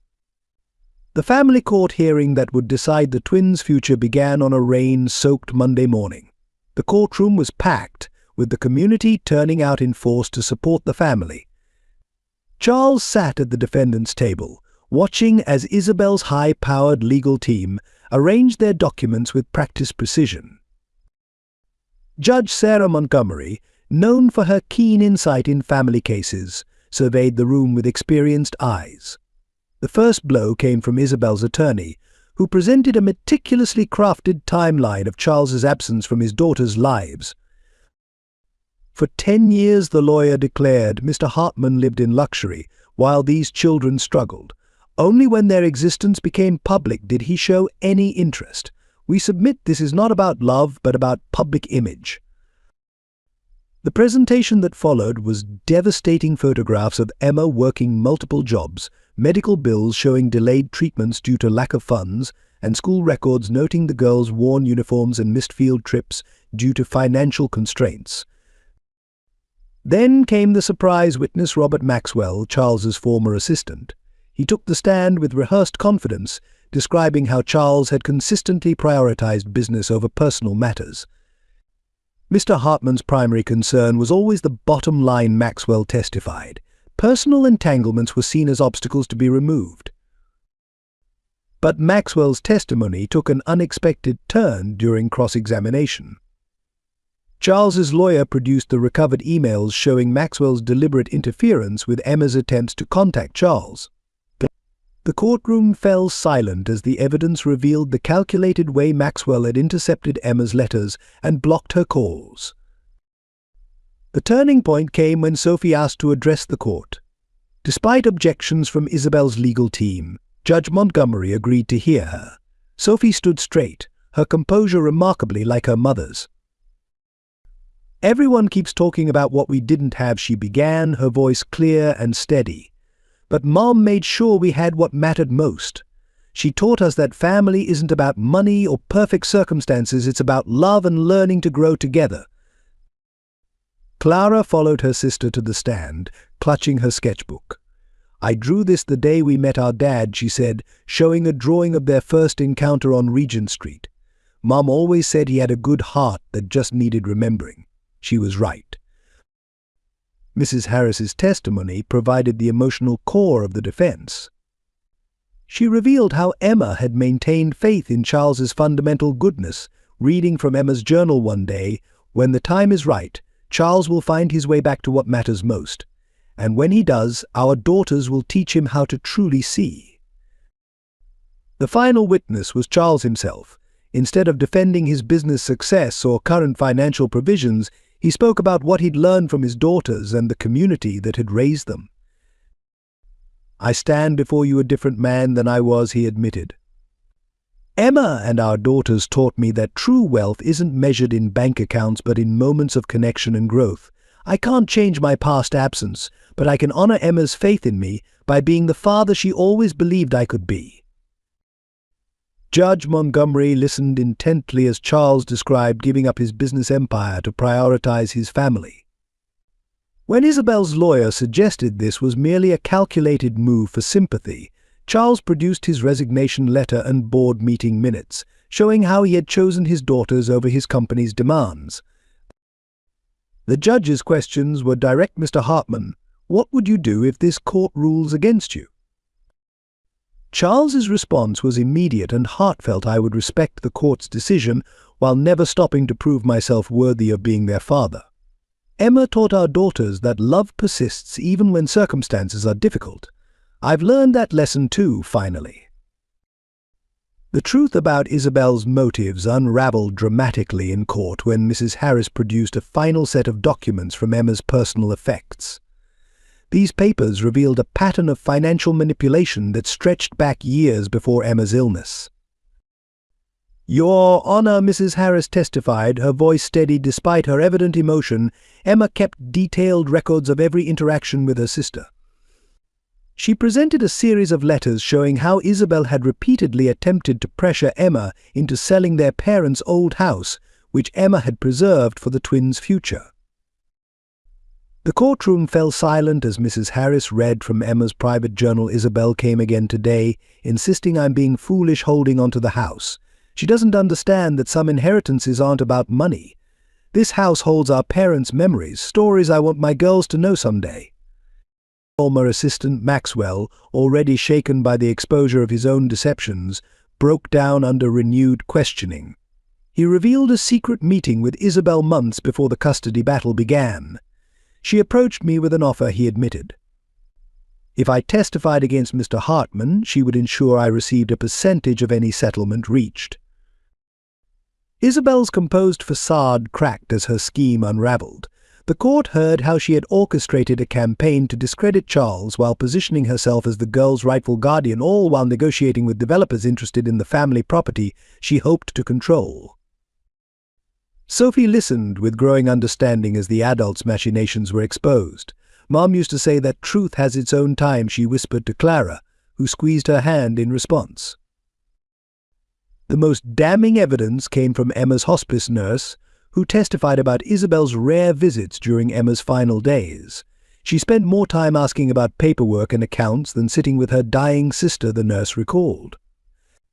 Meanwhile, these little girls never left their mother's side, but Judge Montgomery's questioning of Isabel was precise and devastating. Ms. Dawson, can you explain why you made no effort to support your nieces during their mother's illness, yet now claim such deep concern for their welfare? Isabel's response revealed the bitterness that had driven her actions. Emma always got everything, she burst out.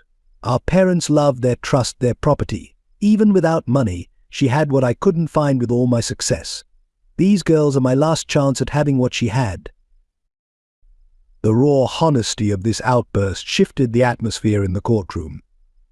Charles, watching his daughters' faces as they absorbed their aunt's words, realized that this moment wasn't about winning or losing, it was about healing family wounds that ran deeper than any legal battle.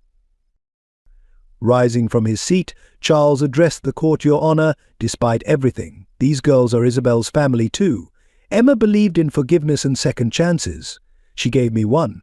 Perhaps, if the court allows, we can find a way to honor Emma's memory by extending that same grace to her sister. This unexpected gesture of reconciliation brought tears to Mrs. Harris's eyes. That, she said softly, is exactly what Emma would have wanted. Judge Montgomery delivered her ruling on a quiet Thursday morning. The courtroom was packed, yet so silent that the gentle hum of the air conditioning seemed thunderous. Charles sat with Sophie and Clara on either side of him, their hands linked in silent support. In my years on the bench, the judge began, I've learned that family law isn't just about legal precedents. It's about recognizing where children will truly flourish. Mr. Hartman has demonstrated not just the ability to provide materially, but the willingness to transform his entire life for his daughter's well-being.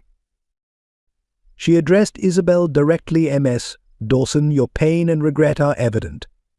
However, attempting to right past wrongs by disrupting these children's newfound stability serves no one's best interest. The ruling granted Charles full custody, with a provision that surprised everyone. The judge recommended family counseling sessions, including Isabel, to heal wounds that money and courts cannot address. As the news spread through the business world, the repercussions were immediate.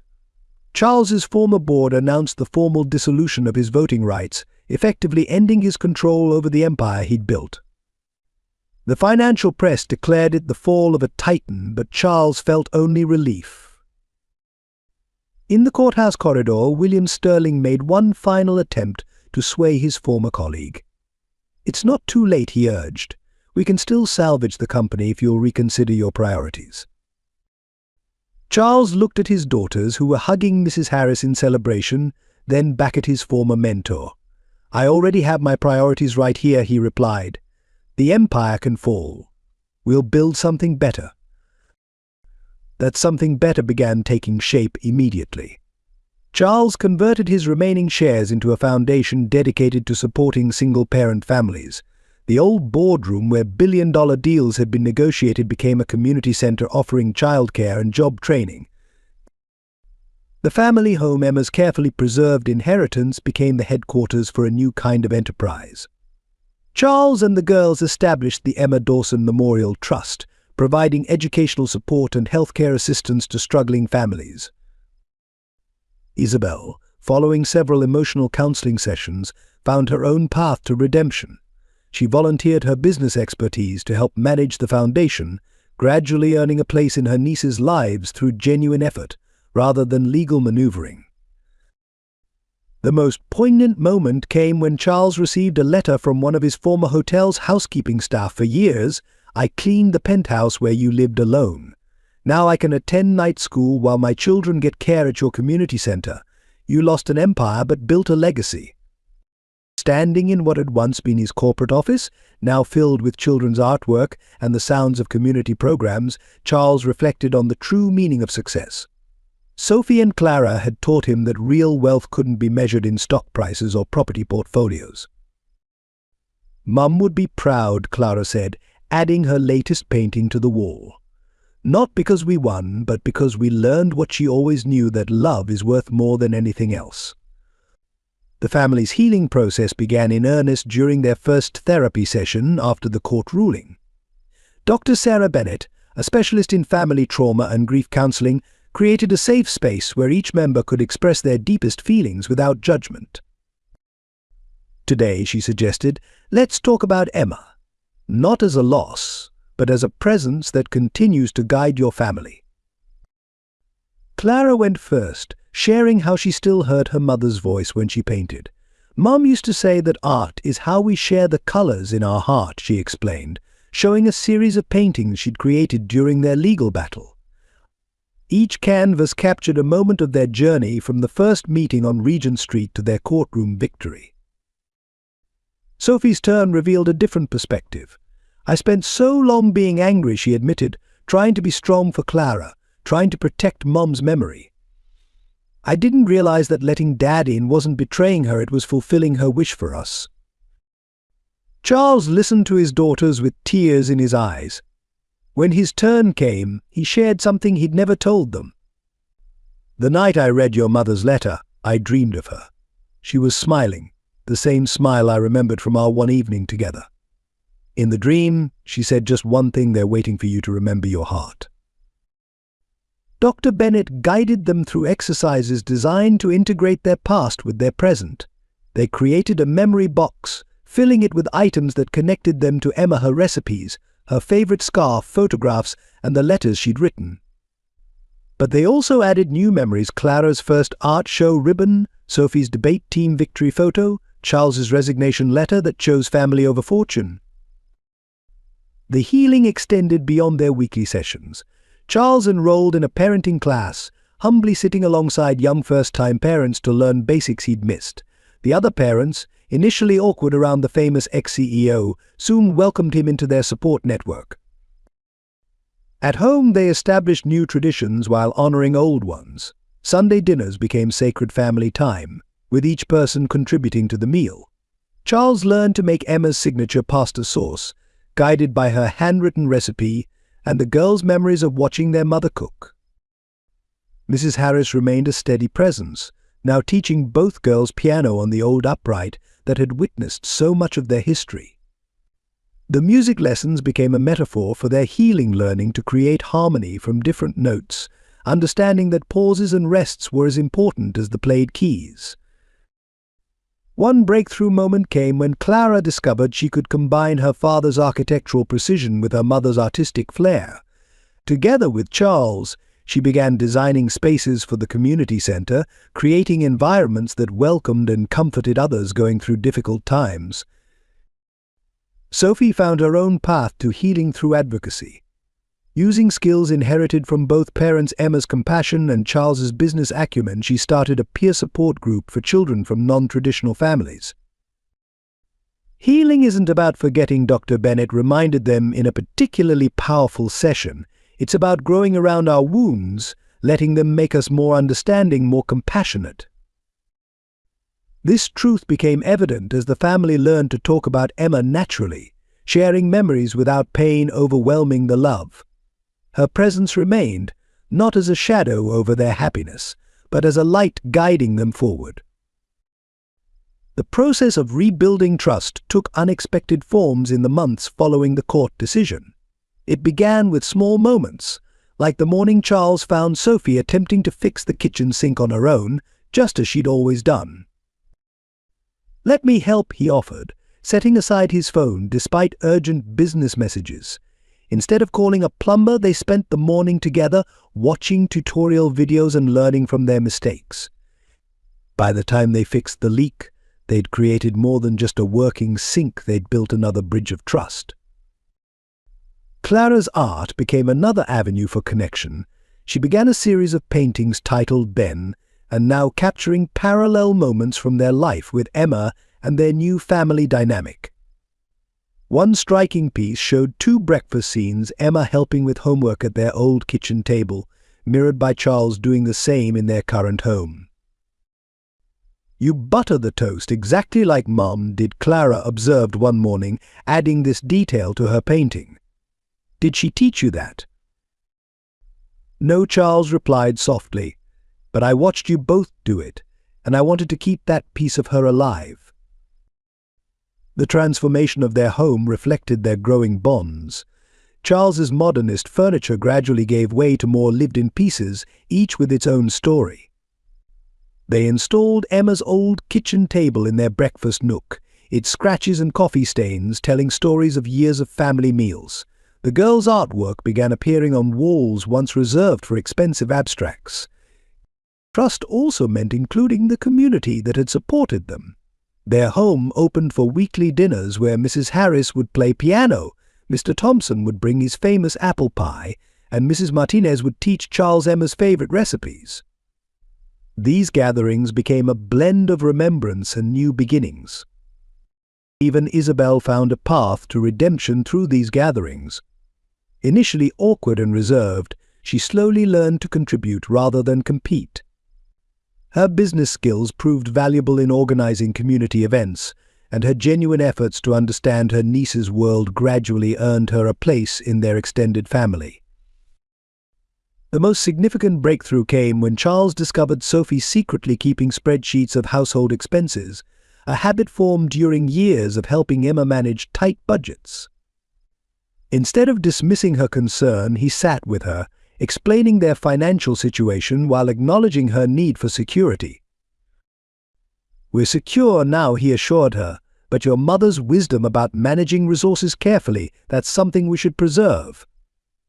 Together, they created a family budget that included not just necessities but also a fund for helping other families in need, honoring Emma's spirit of generosity despite her own limitations. Clara contributed by starting a memory garden on their balcony, similar to the windowsill plants Emma had nurtured. Each plant was named for a family milestone: first family vacation, Dad's first parent-teacher conference, Sophie's debate championship. Trust grew like those plants gradually, requiring constant care, but blooming beautifully when tended with patience and love. Emma's legacy found its most powerful expression in the establishment of the Emma Dawson Community Center, housed in what was once the corporate headquarters of Hartman Hotels. The transformation of the building mirrored the family's own journey, as cold marble corridors gave way to warm, welcoming spaces designed with Clara's artistic input. The heart of the center was the Emma Dawson Memorial Library, where Sophie started a tutoring program for children from single-parent families. The walls featured Clara's paintings alongside photographs of Emma, creating a space that celebrated both memory and possibility. Mrs. Harris's piano found a permanent home there, its music filling the halls during afternoon lessons.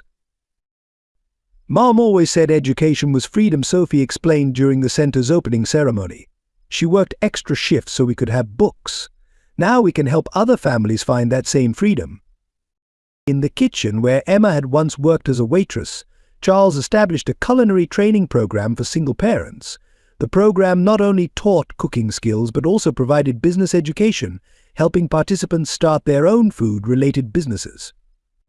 Each graduate received a notebook containing Emma's recipes, her practical wisdom about making ends meet transformed into lessons about entrepreneurship. Clara's art therapy sessions became particularly meaningful, helping children process their own losses and changes. My mum taught me that art helps us say things when words aren't enough, she told her young students. Her sessions often ended with the children creating memory books, similar to the one Emma had made for her daughters. The family kept Emma's tradition of celebrating small victories.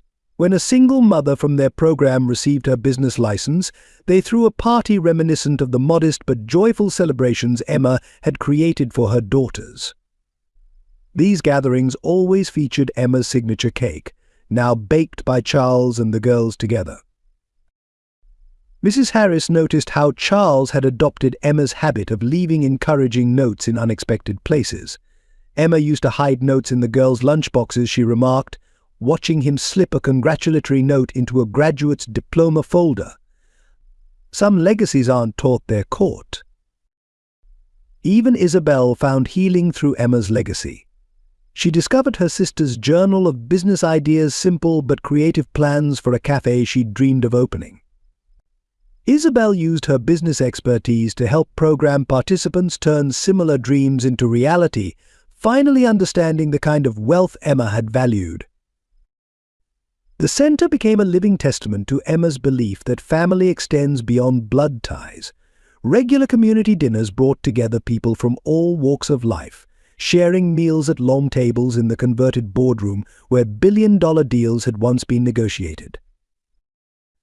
Your mother, Charles told the girls one evening, watching the room full of people helping each other, taught us that true success isn't about building empires.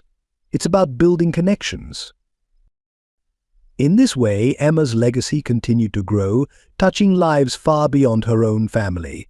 Her spirit lived on in every person who found hope, support, and community within the center's walls. The wealth she had valued, love, compassion, and human connection multiplied with each passing day. 1 year after the court decision, the Hartman family gathered for a special event at the Emma Dawson Community Center. Clara's first major art exhibition, titled The Journey Home, filled the main gallery. Her paintings chronicled their family story, from the lonely opulence of Charles's past life to the rich tapestry of their present. The centerpiece of the exhibition was a triptych. The first panel showed Emma teaching the twins to bake. The second captured their first meeting with Charles on Regent Street, and the third depicted their current family life, with Emma's spirit watching over them. The technical skill showed Clara's growth as an artist, but it was the emotional depth that moved viewers to tears. Sophie, now president of her school's debate team, had organized the event with characteristic precision. She'd transformed from a protective sister bearing adult responsibilities into a teenager who could finally embrace her age. Her welcome speech reflected this growth. A year ago, she addressed the gathered crowd. We thought family meant protecting what we had. Mom taught us it meant loving what we had. Dad taught us it meant growing what we have. Together, we've learned that family is big enough to hold both memories and new beginnings. Charles, standing at the back of the room in casual clothes that would have shocked his former business associates, watched his daughters with quiet pride. The past year had weathered him in ways that made him more approachable, more human. The lines around his eyes now came from laughter rather than stress. Mrs. Harris played Emma's favorite songs on the piano throughout the evening, while Mrs. Martinez served pastries made from Emma's recipes. The community that had once viewed Charles with suspicion now included him naturally in their conversations about children, school events, and neighborhood concerns. Even Isabel had found her place, running the center's business development program with unexpected gentleness. She'd discovered that helping others achieve their modest dreams brought more satisfaction than her previous pursuit of status. The evening's most touching moment came when Clara unveiled her final piece, a portrait of Charles helping a young program participant with homework, mirroring an old photograph of Emma doing the same with the twins. The painting captured not just the visual parallel but the inheritance of Emma's spirit of nurturing and support. "Mom would love this," Clara said softly to her father as they stood before the painting. "Not because it's perfect, but because it's real." Sunday mornings at the Hartman household had developed their own sacred rhythm. Charles would wake early to attempt Emma's cinnamon rolls recipe, the kitchen filling with the scent of both success and occasional failure. The girls would join him, still in pajamas, adding their own touches to the family tradition. These mornings became a time for sharing dreams and plans. Sophie talked about her vision for expanding the center's education programs, her natural leadership abilities now channeled into community service. Clara would sketch new ideas for the center's spaces, combining her artistic sensibility with practical solutions for the families they served. Their home had evolved into a perfect blend of past and present. Emma's old kitchen table, restored by Charles and the girls, held pride of place in their dining room. Family photos lined the walls, Emma's pictures alongside new ones, creating a visual timeline of their journey. Mrs. Harris's piano, moved from the center on weekends, filled the space with music during their gatherings. The most significant change was in how they talked about Emma. Her name no longer brought immediate sadness but instead inspired stories and laughter. Charles had learned to share memories of their one evening together, helping the girls understand how their mother had seen through his corporate facade to the man he could become. "Your mother," he told them during one Sunday breakfast, "had a way of making people see their best selves. She did that for me in just one night. Imagine the gift she gave you over 10 years. Their family circle had expanded naturally. Mrs. Harris was Grandma Beth now, her Sunday afternoon piano lessons extending beyond music to life wisdom. Isabel, having found genuine connection with her nieces, became Aunt Izzy, the name marking her transformation from adversary to family member. The girls had developed their own ways of keeping Emma's memory alive while embracing their new family dynamic. Sophie started a journal similar to her mother's, recording daily moments of gratitude. Clara continued painting family portraits, each one capturing the subtle ways they grew closer. Charles's transformation was perhaps the most profound. The man who once measured success in billion-dollar deals now found his greatest joy in simple moments, helping with homework, attending school events, or simply listening to his daughter's stories about their day. During one particularly memorable Sunday, as they worked together in Emma's memorial garden on their balcony, Clara observed, "It's like Mom knew exactly what kind of father you'd become. She just had to wait for you to know it too." On Christmas Eve, exactly 1 year after their first meeting on Regent Street, the Hartman family held a special celebration at the community center. The space that had once symbolized corporate power now hummed with the warmth of community and family. Charles stood at the window, watching snow fall just as it had that fateful night. In his hand he held Emma's last letter, its pages soft from frequent reading. Behind him, the sounds of celebration filled the air. Mrs. Harris playing carols on the piano, Clara teaching younger children to draw, Sophie organizing activities with confident grace. "Dad," Clara called, pulling him from his reflection. "Come see what we made." She led him to a wall where the children had created a mural titled "Our Community Family." In the center was a tree, its branches reaching out to connect various scenes of daily life at the center.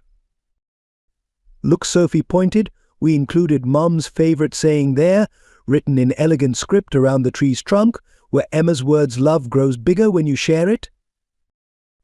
The evening's highlight came when Mrs. Harris unveiled a scholarship program in Emma's name, funded by the proceeds from Charles's sold business assets. Emma believed education could change lives, she announced. Now her legacy will continue to open doors for others. Isabel, standing beside her nieces, added her own contribution, a business mentorship program for single parents inspired by Emma's entrepreneurial dreams. But her voice carried genuine emotion as she explained, "My sister knew that true wealth comes from lifting others up. I finally understand what she meant." The future stretched before them, full of possibility. Clara's art therapy program was expanding to other community centers. Sophie's debate skills were being channeled into advocacy for family support programs. Charles found himself mentoring other business leaders about balancing success with social responsibility. As the celebration continued, Charles watched his daughters move through the crowd with confident grace, They had inherited Emma's gift for making others feel valued, combining it with their own unique strengths. Sophie's protective instincts had evolved into leadership skills, while Clara's artistic sensitivity helped others express their feelings. Later that evening, back home, the family gathered around Emma's old kitchen table. Charles produced a small, wrapped package. Inside was a journal Emma's last, found recently among Mrs. Harris's papers. Its final entry read, "My dearest girls, your father will find his way to you when his heart remembers how to see. When he does, help him understand that the greatest success comes from loving deeply and freely." Sophie and Clara hugged their father, no words necessary. Through the window, snow continued to fall on Regent Street, where their story had begun. But now each snowflake seemed to carry a promise of love remembered, of family discovered, of hope renewed. What did you think of Charles and Emma's story? We'd love to hear your perspective in the comments about what moved you most. Was it Emma's unwavering faith, Charles's transformation, or the power of a community coming together? Share your thoughts on how love and second chances can change lives. If you want to experience more meaningful stories like this one, don't forget to subscribe and hit the notification bell. We're committed to bringing you heartwarming tales that remind us of what truly matters in life. Lastly, if this story touched your heart, consider sharing it with someone who might need a reminder that it's never too late for love and redemption. Your share could inspire others to believe in the power of forgiveness and family. Together, we can spread messages of hope and healing that our world needs right now.